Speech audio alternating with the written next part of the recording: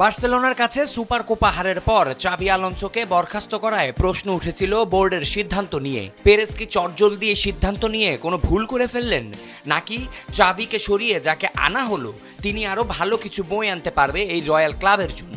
Real Madrid board আলোনসোকে বরখাস্ত করার ঠিক পরেই আরবেওলাকে কোচের দায়িত্বের ভার দিয়ে দেয়। রিয়াল মাদ্রিদ যুব দলকে দুর্দান্ত খেলানো আরবেওলার কাছ থেকে প্রত্যাশাটা ছিল অনেক, কিন্তু 5 ম্যাচ শেষে সেই প্রত্যাশার ছিটে ফোঁটাও হয়তো মেটাতে পারছেন না এই স্প্যানিশ কোচ।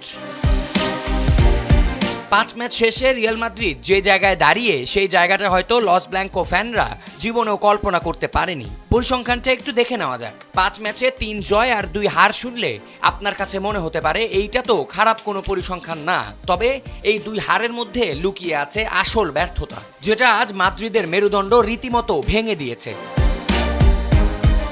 এই ফলের জন্য আমি দায়ী। কোপা দেল রে রাউন্ড অফ 16 লড়াইয়ে দ্বিতীয় বিভাগের দল আলবেসেতের কাছে 3-2 গোলে হেরে টুর্নামেন্ট থেকে বিদায় নেওয়ার পর এই কথাই বলেছিলেন রিয়াল মাদ্রিদ বস আরবেওলা। এত বড় একটা দায়িত্ব নেওয়ার পর প্রথম অ্যাসাইনমেন্টে হারের দেখা পাওয়াটা অবশ্যই ভালোভাবে নেননি নেটিজেনরা। আরবেওলার অধীনে রিয়াল মাদ্রিদের লা লিগা মৌসুম নিয়ে কথা বলার দরকার পড়বে না, কারণ তারা খুব একটা বাজে অবস্থায় নেই। কিন্তু চ্যাম্পিয়ন্স লিগ, যেই লিগেই রাজত্ব এই ক্লাবের, সেখানেই বেনফিকার কাছে হারের পর সেরা 8 স্পটটাও হারাতে হয়েছে এমবাপ্পে ভিনিদের। এই হার দিয়ে গেল 2 চ্যাম্পিয়ন্স লিগ মৌসুমে গ্রুপ পর্বে নিজেদের নড়বড়ে অবস্থান জানান দিয়েছে এই রয়্যাল ক্লাব।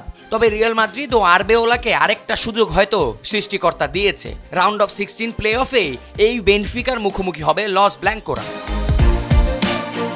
আলভেরো আরবেওলার অধীনে এই নতুন অধ্যায়ের ভবিষ্যৎ কোন দিকে যায় তা কেবলই সময়ই বলে দেবে। তখনই বোঝা যাবে জাবি আলোনসোর হঠাৎ চলে যাওয়ার পর আরবেওলাকে দায়িত্ব দেওয়াটা কি সঠিক সিদ্ধান্ত ছিল, নাকি পরিস্থিতি সামাল দিতে এটি ছিল কেবল এক তড়িঘড়ি সিদ্ধান্ত। আবিয়াজ ইরতেসাম, সময়ের আলো।